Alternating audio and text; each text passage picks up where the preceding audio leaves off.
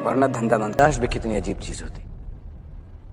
किस चीज को पूरी जिंदगी भूलने की कोशिश करो, वो भूलती नहीं। कभी एक छोटी सी चीज याद करने की कोशिश करो तो याद नहीं आती। क्योंकि जिंदगी में कभी ना कभी, कहीं ना कहीं ऐसा मुकाम आएगा जब आप बहुत अकेला फील करेंगे। हो सकता है दुख का समय भी आए। उस वक्त आपकी जो क्रिएटिविटी है वो आपकी सबसे अच्छी दोस्त होगी। दुनिया उसको माने या ना माने। मैं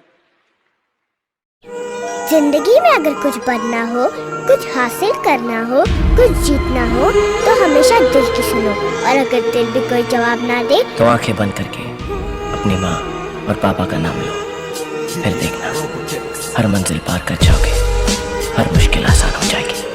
जीत तुम्हारी होगी, सिर्फ तुम्हारी। प्यार प्यार दोस्ती है।